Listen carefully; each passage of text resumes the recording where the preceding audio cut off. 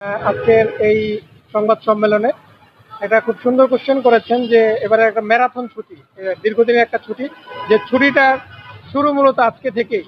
এবং আপনারা জানেন যে আগামী পরশুদিন 7 তারিখে আমাদের পবিত্র ঈদুল আজহা উদযাপিত হবে।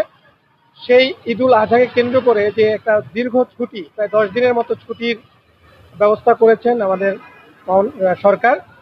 তো এই ছুটিকে কেন্দ্র করে আমাদের ঘরমুখ মানুষেরা যারা শহর কেন্দ্রিক শহরে থাকি আমরা, তারা অনেকেই এই নারীর টানে গ্রামের বাড়িতে আত্মীয় স্বজনের সাথে ঈদ করার জন্য যাবে। এবং আপনারা জানেন যে ঢাকা চিটাগাং হাইওয়েটা হচ্ছে আমাদের বাংলাদেশের একটা প্রাণকেন্দ্র এবং লাইফ লাইন বলা যায় এটাকে। এবং এই মহাসড়কে প্রায় প্রতিদিন প্রায় 25 থেকে 30 হাজারের মতো গাড়ি চলাচল করে। এবং আমরা বিভিন্ন সময় দেখেছি যে এই রাস্তায় জ্যামজটের মতো ঘটনা ঘটে, বিভিন্ন জায়গায় দীর্ঘ জ্যামজটের ঘটনা আমরা দেখেছি, বিশেষ করে অনেক পূর্বে আগের ঈদগুলোতে। বাট আপনারা জেনে আনন্দিত হবেন যে গত ঈদে আপনারাই দেখেছেন, সেটা সুন্দরভাবে কাভারও করেছেন। গত ঈদে আমরা এক্সপেন্সিভ পেট্রোলের আয়োজন করা হয়েছিল এবং সেখানে কোনো জ্যামজটের কিন্তু সৃষ্টি হয়নি। এই মহাসড়কে চুরি, ছিনতাই এবং ডাকাতির মতো ঘটনা ঘটে থাকে, বিচ্ছিন্ন বিচ্ছিন্ন ঘটনা। এখনো যে হয় না তা না, টুকটাক এখনো বিচ্ছিন্ন ঘটনা ঘটছে। বাট আপনারা জানবেন যে গত ঈদের সময় আমরা যখন আমাদের এই পেট্রোল কার্যক্রমটা বৃদ্ধি করেছিলাম, গত ঈদের ওই পার্টিকুলার ছুটির টাইমে কিন্তু কোনো রকমের ডাকাতির ঘটনা ঘটেনি।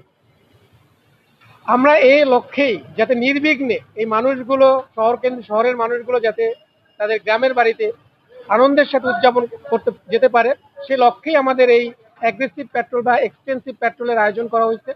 এইটা আমরা আমাদের এই পেট্রোল কার্যক্রমটা 3টা পর্বে ভাগ করেছি, যেটা হচ্ছে ঈদের পূর্বে, যেটা অলরেডি শুরু হয়ে গেছে, আপনারা দেখেছেন। এখানে আমরা আমাদের টহল কার্যক্রম রাস্তার উভয় পাশেই আমাদের টহল কার্যক্রম থাকবে। আমাদের বিভিন্ন পয়েন্টে পয়েন্টে গুরুত্বপূর্ণ স্থানে আমরা চেক পয়েন্ট এস্টাবলিশ করছি। চেক পয়েন্টের মাধ্যমে যদি কোনো দুষ্কৃতিকারী সম্ভাবনা থাকে, সেগুলোকে আমরা আইনের আওতায় নিয়ে আসব। এরপর আমাদের ঈদের দিনও যাতে মানুষ সবাই যেন শান্তিতে ঈদ উদযাপন করতে পারে, ঈদের দিনকে কেন্দ্র করে আমাদের প্ল্যান করা হয়েছে। এবং ঈদের পরে আবার যেন তারা সুন্দরভাবে তারা শহরে ফিরে আসতে পারে তাদের যার যার কর্মস্থলে, সে লক্ষ্যে আমাদের এই কার্যক্রম চলমান থাকবে। তো এখানে আমাদের টহল কার্যক্রম রয়েছে, আমাদের গোয়েন্দা নজরদারি রয়েছে, আমাদের বিভিন্ন পয়েন্টে পয়েন্টে চেক পয়েন্ট এস্টাবলিশ করা হচ্ছে। সেভাবেই আমরা এই ঢাকা চিটাগাং মহাসড়কের নিরাপত্তা নিশ্চিত করার চেষ্টা করে যাচ্ছি।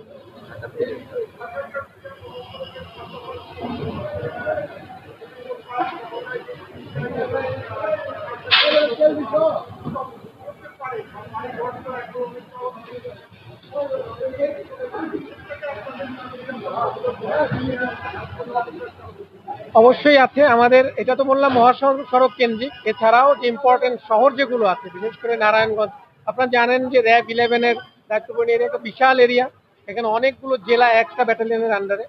তো আমাদের শহর কেন্দ্রিক বা ইম্পর্টেন্ট যে জায়গাগুলো, সেগুলো আমাদের গোয়েন্দা নজরদারি অ্যাট দ্য সেম টাইম আমাদের পেট্রোল কার্যক্রমের আওতায় থাকবে।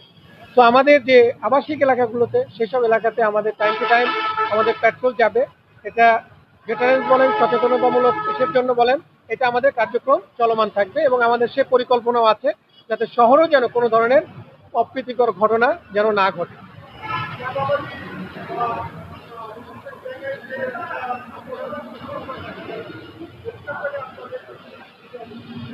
এটা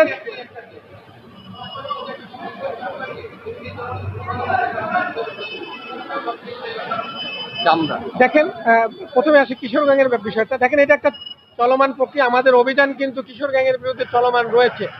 এবং যদি আপনারা দেখেন, কিছুদিন পূর্বেও আমরা কিশোর গ্যাংয়ের কয়েকজন স্থানীয় পর্যায়ের কয়েকজনকে গ্রেপ্তার করেছি। এবং এই গরুর হাটকে কেন্দ্র করে আপনারা জানেন যে শীতলক্ষা নদীতে, এর আগেও আমি আপনাদেরকে বলেছি, শীতলক্ষা নদীতে যে ঘটনাটা ঘটেছে, এটাও কিছুটা কিশোর গ্যাংয়ের মধ্যে, এবং সেখান থেকেও কয়েকজনকে আইনের আওতায় আনা হয়েছে। তো আমাদের এটা চলমান প্রক্রিয়া, যতক্ষণ পর্যন্ত এটা মানে নিষ্ক্রিয় হয় ততক্ষণ পর্যন্ত আমাদের অভিযান চলমান থাকবে এবং এটা একটা কন্টিনিউয়াস প্রসেস। তো আমরা আশা করছি আমাদের সমাজ থেকে এই ধরনের ঘটনা ঘটবে না।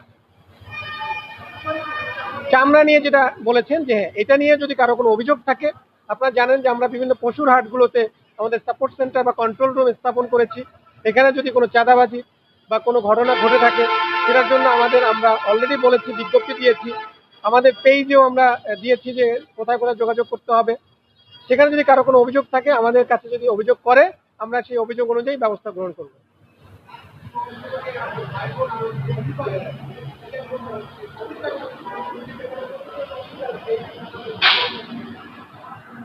এটার বিষয়ে আমি তো বলেছি আপনাদেরকে অলরেডি, এটা নিয়ে আমাদের একটা কন্টিনিউয়াস প্রসেস অপারেশন চলমান আছে আমাদের। আমরা রেগুলার বেসিসে অপারেশন করছি, অনেক ছিনতাইকারীদেরকেও আইনের আওতায় আনা হয়েছে। আপনাদেরকে এর আগেও বলেছি যে প্রায় এই গত কয়েক মাসেই প্রায় 25 থেকে 30 জনের মতো ছিনতাইকারী আমরাই গ্রেপ্তার করেছি বিভিন্ন পয়েন্ট থেকে। তো তারপরও আমি বলবো যে যদি কোনো অভিযোগ থাকে আমাদেরকে জানাবেন। মানে যদি কোনো ভিকটিম থাকেন, যেরকম শিকার হয়েছেন, আমরা রিকোয়েস্ট করব এরকম ভিকটিম হলে, ছিনতাইয়ের মতো ডাকাতির মতো ঘটনায় যে প্রবলেমটা হয়, এরা যারা ভিকটিম হয় তারা মামলা করতে চায় না বা থানায় যায় না। তো তাদেরকে আইডেন্টিফাই করা ভেরি ডিফিকাল্ট হয়ে যায়। সো আমি রিকোয়েস্ট করব যারা এই ধরনের এই চাঁদাবাজি, ছিনতাই অথবা ডাকাতির মতো ঘটনা ঘটবে, তারা যেন লোকাল থানায় গিয়ে মামলা করে এবং আমাদের র্যাবের কাছেও যেন একটা কমপ্লেন করে, যাতে আমরা তাদের বিরুদ্ধে ব্যবস্থা গ্রহণ করতে পারি।